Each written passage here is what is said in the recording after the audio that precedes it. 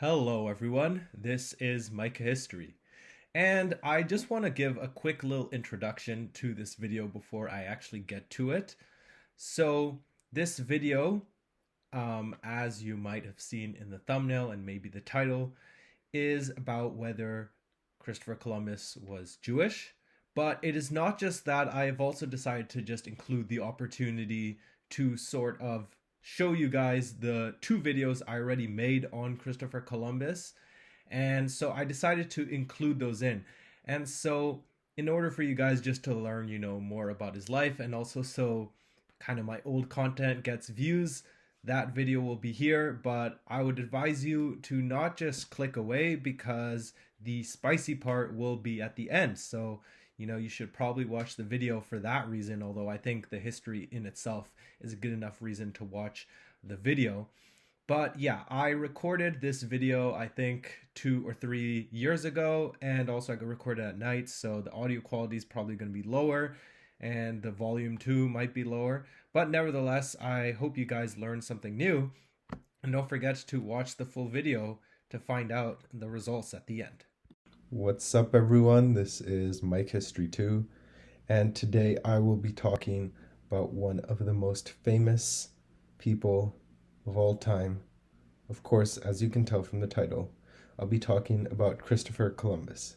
Now, if my voice is kind of low, it's because I'm recording this at 2 a.m. on October 1st. So, yeah, if you want louder volume, just increase the volume. But anyways, I don't need to introduce Christopher Columbus because you guys all know who he is, so let's get straight to the action. So, his early life is obscure, but scholars believe he was born in Genoa between August 25th and October 31st, 1451. His father was Domenico Colombo, a wool weaver who worked both in Genoa and Savona, and who also owned a cheese stand at which young Christopher worked as a helper. His mother was Susanna Fontanarossa.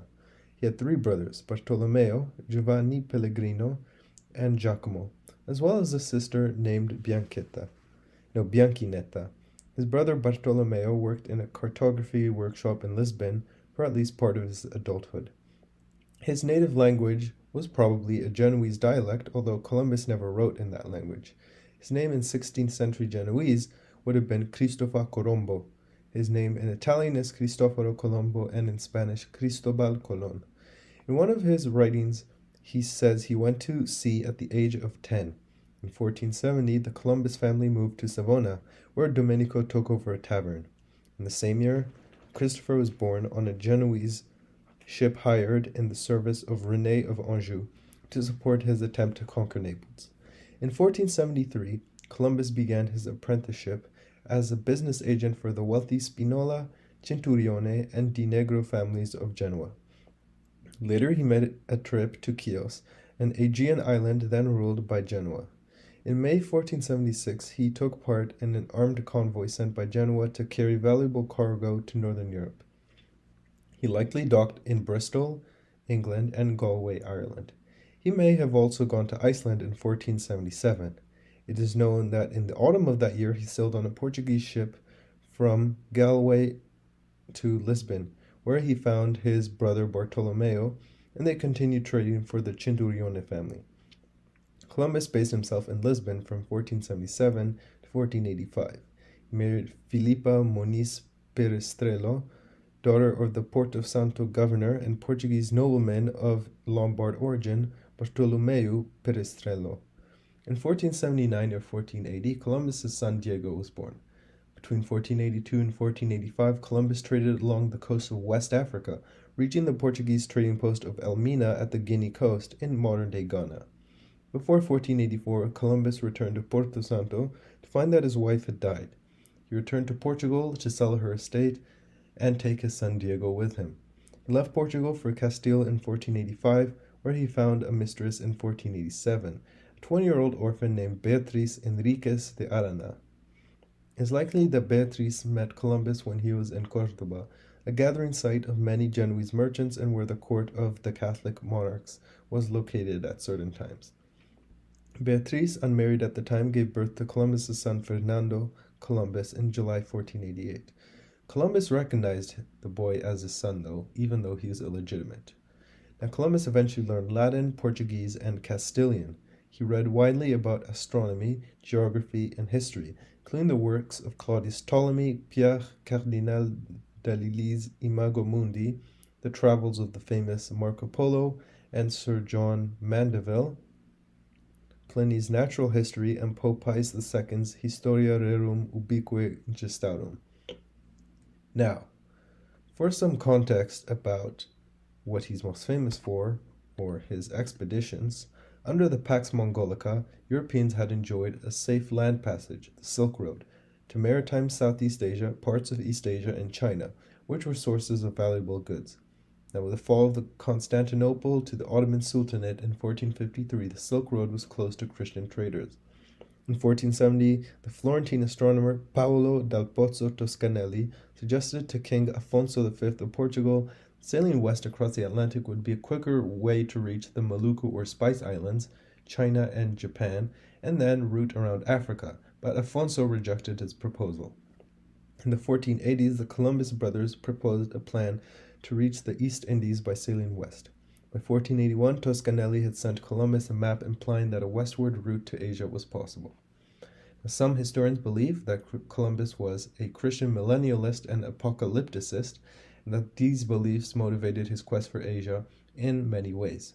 Columbus often wrote about seeking gold in the diaries of his voyages, and writes about acquiring gold in such quantity that the sovereigns will undertake and prepare to go conquer the Holy Sepulchre in fulfillment of biblical prophecy. Columbus also often wrote about converting all races to Christianity. Despite a popular misconception to the contrary, nearly all educated Westerners understood that the earth was round, a successful theory rooted in antiquity. By Columbus's time, the techniques of celestial navigation, which use the position of the sun and the stars in the sky, had long been in use by astronomers and were beginning to be implemented by mariners. As far back as the 3rd century BC, Eratosthenes had correctly computed the circumference of the earth by using simple geometry and studying the shadows cast by objects at 2 remote locations. In the 1st century BC, Posidonius confirmed Eratosthenes' results by comparing stellar observations at 2 separate locations. These measurements were widely known among scholars, but Ptolemy's use of the smaller, old-fashioned units of distance led Columbus to underestimate the size of the Earth by about a third. From Pierre Dalilis' Imago Mundi in 1410, Columbus learned of Alfraganus's estimate that a degree of latitude spanned 122.6 kilometers, but he did not realize that this was expressed in the Arabic mile, which was about 1,830 meters, rather than the shorter Roman mile, which was about 1,480 meters, with which he was familiar.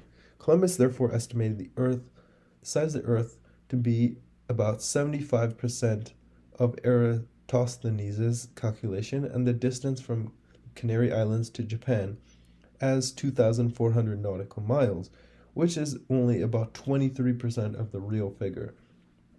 Furthermore, most scholars accepted Ptolemy's estimate that Eurasia spanned 180-degree longitude rather than the actual 130-degree longitude to the Chinese mainland, or 150-degree longitude to Japan at the latitude of Spain. He was also aware of Marco Polo's claims that Japan, which he called Cipangu, was some 2,414 kilometers to the east of China, also known as Cathay, and closer to the equator than it is. He was influenced by Toscanelli's idea that there were inhabited islands even further to the east than Japan, including the mythical Antilia, which he thought might lie not much further to the west than the Azores. Columbus therefore would have estimated the distance from the Canary Islands west of Japan to be about 9,800 kilometers, or 3,700 kilometers, depending on which estimate he used for Eurasia's longitudinal span. The true figure is now known to be vastly larger, at about 20,000 kilometers. No ship in the 15th century could have carried enough food and fresh water for such a long trip, and the dangers involved in navigating through the uncharted ocean would have been formidable. Most European navigators reasonably concluded that a westward voyage from Europe to Asia was unfeasible. Catholic monarchs, however, having completed the Reconquista, an expensive war in the Iberian Peninsula, were eager to obtain a competitive edge over other European countries in the quest for trade with the Indies. Columbus's project, though far-fetched, held the promise of such an advantage. Though Columbus was wrong about the number of degrees of longitude separated Europe from the Far East and about the distance that each degree represented, he did utilize the trade winds, which would prove to be the key to his successful navigation of the Atlantic Ocean. He planned to first sail to the Canary Islands before continuing west by utilizing the northeast trade wind.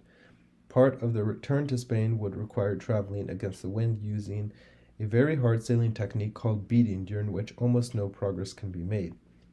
To effectively make the return voyage, Columbus would need to follow the curving trade winds northeastward to the middle latitudes of the North Atlantic, where he would be able to catch the westerlies that blow eastward to the coast of Western Europe.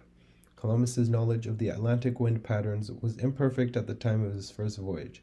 By sailing due west from the Canary Islands during hurricane season, skirting the so-called horse latitudes of the mid-Atlantic, Columbus risked both being calmed and running into a tropical cyclone, both of which he avoided by chance. Now, by about 1484, Columbus proposed his planned voyage to King John II of Portugal. The king submitted Columbus's proposals to his expert, who rejected it on the correct belief that Columbus's estimate for a voyage of 2,400 nautical miles was only a quarter of what it should have been. In 1488, Columbus again appealed to the court of Portugal, resulting in John II again inviting him for an audience. The meeting also proved unsuccessful, in part because not long afterwards, Bartolomeu Dias returned to Portugal with news of his successful rounding of the southern tip of Africa. Columbus sought an audience with the monarchs Ferdinand II of Aragon and Isabella I of Castile, who had united several kingdoms in the Iberian Peninsula by marrying and were ruling together.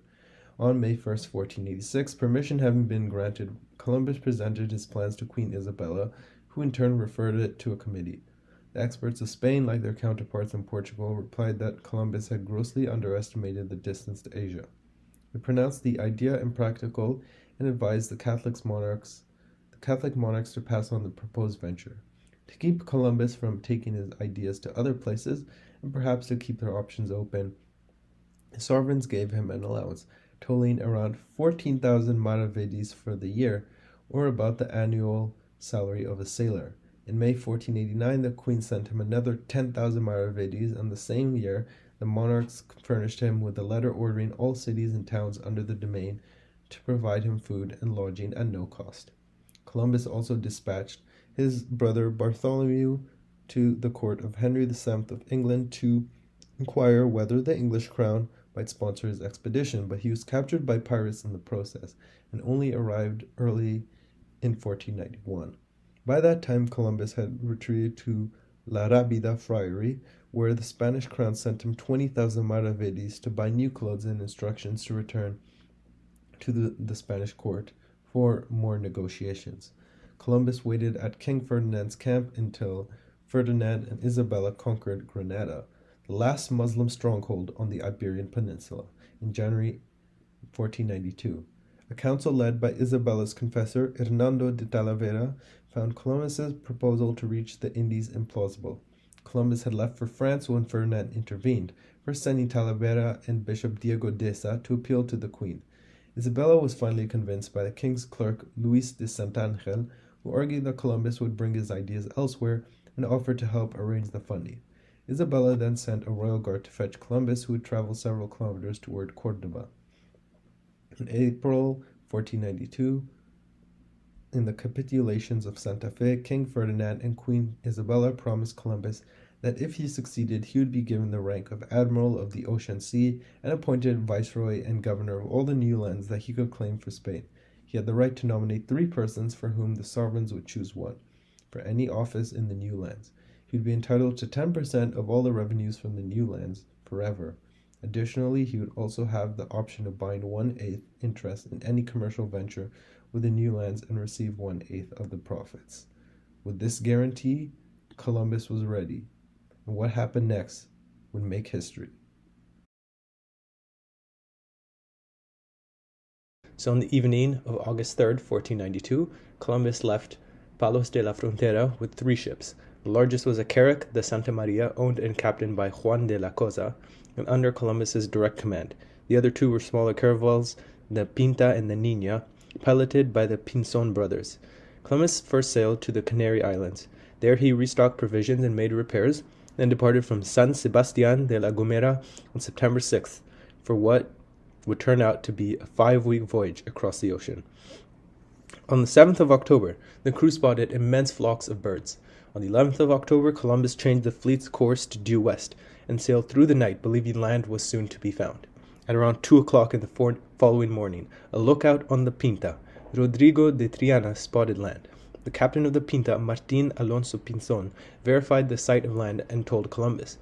However, Columbus later claimed that he'd already seen a light on the land a few hours earlier, therefore claimed for himself the lifetime pension promised by Ferdinand and Isabella to the first person to sight land.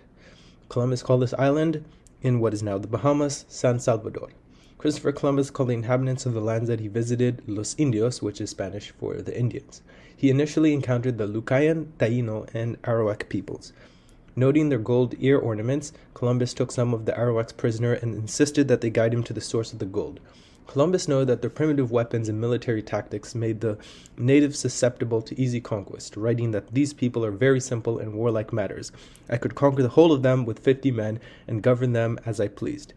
Now, of course, luckily we know that the Europeans would never do such a thing and that they wouldn't take over the entire continent of North and South America. Right, guys? Right? Okay, whatever. So, Columbus also explored the northeast coast of Cuba, where he landed on the 28th of October. On the 22nd of November, Martín Alonso Pinzon took the Pinta on an unauthorized expedition in search of an island called Babeque or Baneque, which the natives had told him was rich in gold.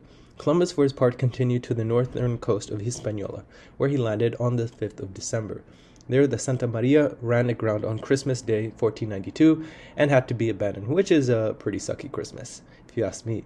The wreck was used as target for cannon fire to impress the native peoples. Columbus was received by the native cacique Guacanagari, who gave him permission to leave some of his men behind. Columbus left 39 men, including the interpreter Luis de Torres, and founded the settlement of La Navidad in present-day Haiti. Columbus took more natives prisoner and continued his exploration. He kept sailing along the northern coast of Hispaniola with a single ship until he encountered Pinzon and the Pinta on the 6th of January. On 13th of January, 1493, Columbus made his last stop of the voyage in the Americas, in the Bay of Rincon in northeast Hispaniola.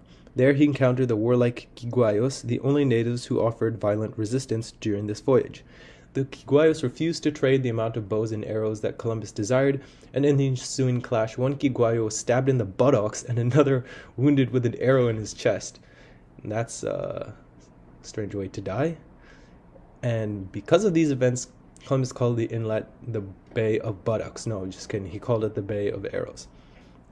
Columbus headed for Spain on the Niña, but a storm separated him from the Pinta and forced the Niña to stop at the island of Santa Maria in the Azores. Half of his crew went ashore to say prayers in a chapel to give thanks for having survived the storm. But while praying, they were imprisoned by the governor of the island because of a suspicion that they were pirates. After a 2-day standoff, the prisoners were released, and Columbus again set sail for Castile. Another storm forced Columbus into the port at Lisbon. From there he went to Valle do Paraíso, north of Lisbon, to meet King John II of Portugal, who told Columbus that he believed the voyage to be in violation of the 1479 Treaty of Alcasovas. After spending more than a week in Portugal, Columbus set sail for Castile. Returning on March 15th, 1493, he was given a warm welcome by the Monarchs. Columbus's letter on the first voyage was instrumental in spreading the news throughout Europe about his voyage. Almost immediately after his arrival in Castile, printed versions began to appear. Word of his voyage quickly spread throughout Europe. Most people at first believed that he had reached Asia. The bulls of donation, 3 papal bulls of Pope Alexander VI, delivered in 1493, granted overseas territories to Portugal and the Catholic monarchs of Spain. They were replaced by the Treaty of Tordesillas in 1494, which I mentioned in the video just before the one before that one, the Banjeranchis, so go check that out. On the 24th of September 1493, Columbus sailed from Cadiz with 17 ships and supplies to establish permanent settlements in the Americas.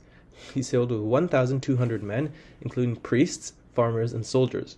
The fleet stopped at the Canary Islands, continuing 3 weeks on a more southerly route than on the first voyage. On November 3rd, they arrived in the Windward Islands and landed at Marie-Galante, now part of Guadeloupe. These islands were named by Columbus on this voyage, as well as Montserrat, Antigua, St. Martin, the Virgin Islands, and many others. On the 22nd of November, Columbus returned to Hispaniola to visit La Navidad, where 39 Castilians had been left during the first voyage. Columbus found the fort in ruins, destroyed by the Taínos after some of the Castilians had formed a murderous gang in pursuit of gold and women. Columbus then established a poorly located and short-lived settlement, La Isabela, in the present-day Dominican Republic. From April to August 1494, Columbus explored Cuba and Jamaica, then returned to Hispaniola. By the end of 1494, disease and famine had killed 2/3 of the Castilian settlers. Columbus implemented encomienda, a Castilian labor system that rewarded conquerors with the labor of conquered non-Christian people. Columbus's colonists bought and sold slaves. Columbus executed Castilian colonists for minor crimes and used dismemberment as punishment. Columbus and the colonists enslaved the native people, including children. Natives were beaten, raped, and tortured for the location of imagined gold. Thousands committed suicide rather than face the oppression. But at least we know that would never happen again.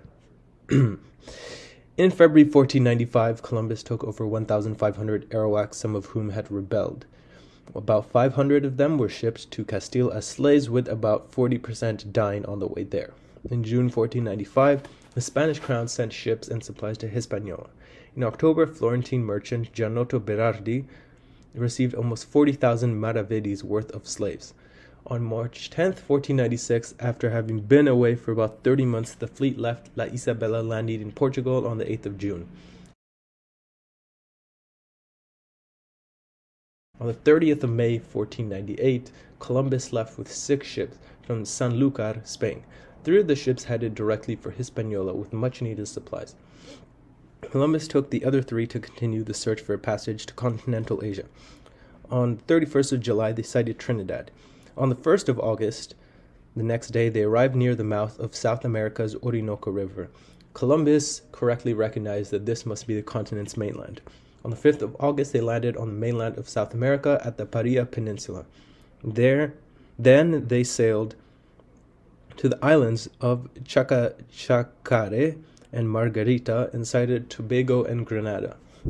On the 19th of August, Columbus returned to Hispaniola. There he found the settlers in rebellion against his rule and his promises of riches. Columbus, as was typical, had some of his crew hanged for disobedience. In October 1499, Columbus sent 2 ships to Spain, asking the court of Spain to appoint a royal commissioner to help him govern.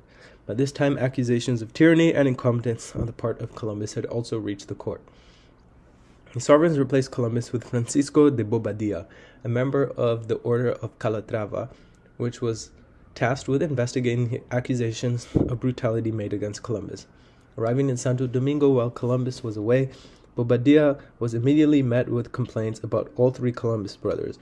Bobadilla reported to Castile that Columbus regularly used torture and mutilation to govern Hispaniola. According to the report, Columbus once punished a man found guilty of stealing corn by having his ears and nose cut off and then selling him into slavery. Testimony recorded in the report stated that Columbus congratulated his brother Bartolomeo on defending the family when Bartolomeo ordered a woman paraded naked throughout the streets and then had her tongue cut out for suggesting that Columbus was of lowly birth. Wow. All this over an insult. The document also describes how Columbus put down native unrest and revolt. He first ordered a brutal crackdown in which many natives were killed, and then paraded their dismembered bodies throughout the streets in an encourage to discourage further rebellion. In early October 1500, Columbus and Diego presented themselves to Bobadilla and were put in chains aboard La Gorda on Columbus's own ship. They were returned to Spain and lingered in jail for 6 weeks before King Ferdinand ordered their release. Not long after, the king and queen summoned the Columbus brothers to the Alhambra Palace in Granada. There, the royal couple heard the brothers' pleas, restored their freedom and wealth, and after much persuasion agreed to fund Columbus's 4th voyage. However, Nicolás de Ovando was to become the new governor of the West Indies.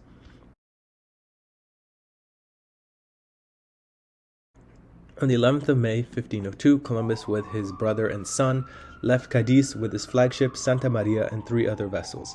He sailed to Arcila on the Moroccan coast to rescue Portuguese soldiers said to have been besieged by the Muslims. On the 15th of June, they arrived at Martinique. A hurricane was brewing, so he continued on, hoping to find shelter on Hispaniola. He arrived at Santo Domingo on the 29th of June, but was denied port, and the new governor refused to listen to his storm prediction. Instead, while Columbus's ships sheltered at the mouth of the Rio Jaina, the first Castilian treasure fleet sailed into the hurricane. Columbus's ships survived with only minor damage, while 29 of the 30 ships in the governor's fleets were lost, along with 500 lives, including that of Francisco de Bobadilla, and over 10 million modern dollars worth of Columbus's gold. A fragile ship carrying Columbus's personal belongings was the only ship to return to Castile. After a brief stop at Jamaica, Columbus sailed to Central America, arriving at the coast of Honduras on the 30th of July. Here Bartolomeo found native merchants in a large canoe. On the 14th of August, he landed on the continental mainland at Puerto Castilla, Honduras.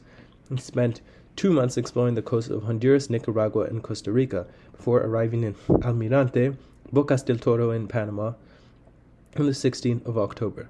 In Panama, Columbus learned from the Ngobe of gold and a strait to another ocean. In January 1503, he established a garrison at the mouth of the Belen River. Columbus left for Hispaniola on the 16th of April. On the 10th of May, he sighted the Cayman Islands, naming them Las Tortugas, after the many sea turtles there. His ships sustained damage in a storm off the coast of Cuba. Unable to travel further, on the 25th of June 1503, they were beached in St. Anne Parish, Jamaica. For 1 year, Columbus and his men remained stranded on Jamaica. A Castilian, Diego Mendez, and some natives paddled a canoe to get help from Hispaniola. The governor, Nicolás de Ovando y Cáceres, hated Columbus and blocked all efforts to rescue him and his men. In the meantime, Columbus, in a desperate attempt to get the natives to continue providing for him and his hungry men, won their favor by predicting a lunar eclipse on the 29th of February 1504 using Abraham Zacuto's astronomical charts. Help finally arrived, no thanks to the governor, on the 29th of June 1504, and Columbus and his men arrived in Sanlúcar, Spain, on the 7th of November. Columbus had always claimed the conversion of non-believers as one of the reasons for his explorations, but he grew increasingly religious in his later years. Probably with the assistance of his son Diego and his friend the Carthusian monk Gaspar Goricio, Columbus produced 2 books during the latter years. A Book of Privileges in 1502, detailing and documenting the rewards from the Spanish crown to which he believed him and his heirs were entitled, and a Book of Prophecies in 1505, in which he considered his achievements as an explorer as a fulfillment of biblical prophecy in the context of Christian eschatology and apocalypticism. In his later years, Columbus demanded that the Spanish crown give him 10% of all profits made in the new lands, as stipulated in the capitulations of Santa Fe. Because he had been relieved of his duties as governor, the crown did not feel obliged by that contract, and his demands were rejected. During a violent storm on his first return voyage, Columbus, then 41, suffered an attack of what was believed at the time to be gout. In later years, he was plagued with what was thought to be the flu and other fevers, bleeding from the eyes, being temporarily blind, and having prolonged attacks of gout. The attacks increased in length and severity, sometimes leaving him bedridden for many months, and this culminated in his death 14 years later. Based on his lifestyle and the described symptoms, modern doctors suspect that he suffered from reactive arthritis rather than gout, which is a joint inflammation caused by intestinal bacterial infections after acquiring certain sexually transmitted diseases. And this is eventually what caused his death on the 20th of May 1506 at age 54 in Valladolid in Castile. Now, of course, the voyages of Columbus are considered a turning point in world history, marking the beginning of globalization and the accompanying demographic, commercial, economic, social, and political changes that would affect Europe and Africa to a minor extent, but especially the Americas. His explorations resulted in permanent contact between the 2 hemispheres, and the term pre-Columbian is used to refer to the culture of the Americas before the arrival of Columbus and his European successors. The ensuing Columbian exchange saw the massive exchange of animals, plants, fungi, diseases, technologies, mineral wealth, and ideas. And of course, the rest is history. But what if part of this story is false? See, there have always been suspicions that Christopher Columbus wasn't actually Italian, but was something else. We hear everything from French to Polish to Catalan to English. But are any of these theories true? Well, there is a theory that he is Jewish, and while claiming someone is Jewish is hardly groundbreaking, what is groundbreaking is the results of a study that came out just 3 days ago that purported to show evidence for Christopher Columbus being Jewish. Started in 2003, a 2-decade-long genetic study was conducted, and its results were announced during a special program shown on the national broadcaster RTVE to coincide with Spain's National Day, the same day as Columbus Day in the US. According to the study's lead expert, he found that both DNA from Christopher Columbus's grave in Seville, as well as those from his son Fernando, reveal that Jewish DNA through both the maternal that they had Jewish DNA through both the maternal and paternal side. He did admit, though, that this DNA didn't point to evidence of his geographical origin, other than a vague Western European origin, which is what we would have expected regardless. He did say, though, that Christopher most likely originated from Spain, a claim backed up by the fact that the type of Jewish DNA pointed to Columbus being a Sephardic, aka an Iberian Jew, and the fact that Genoa had very few Jews of any kind. In addition, all but one of Christopher Columbus's letters to his son had some Hebrew in it, which would make little sense for a man in a country that had just expelled Jews. So, that settles it, right? Well, not really, because there are issues with the study here. According to a geneticist and former director of Spain's National Institute of Toxicology and Forensic Sciences, no data from the analysis was presented, and the study was not peer-reviewed. So then that settles it. Columbus was not Jewish. Well, then it's not that simple either.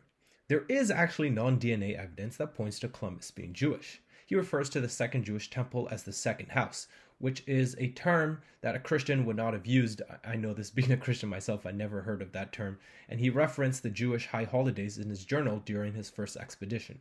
His main funders were actually 2 converted Jews known as conversos, and a prominent practicing Jew known as Isaac Abarbano. One could argue that it would make no sense for him to serve the very monarchs who were expelling his people that very year, but it could also make sense that he was trying to find a new territory that was safe from their authority where Jews could flee.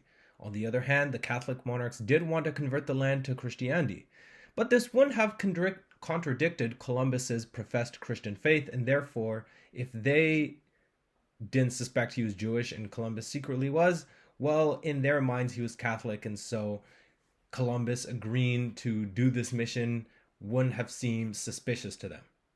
But then, at the end of the day, we don't really know 100%.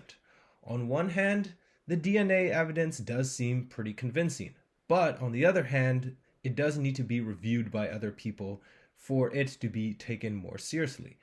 But there are also credible strands of evidence that he was Jewish anyways. But then on the other hand, it does go against the entire narrative, and so we shouldn't be too quick to jump off on that wagon either. So at the end of the day, I want to hear what you guys think. Personally, I'm right on the fence about this issue, but I want to see what you guys think, so don't forget to comment. Do you think he was Jewish? Do you think he was not Jewish? And maybe if you don't care, why don't you just write a comment about what you thought of the video overall? Anyways, thank you guys all so much for watching, and I'll see you guys next time.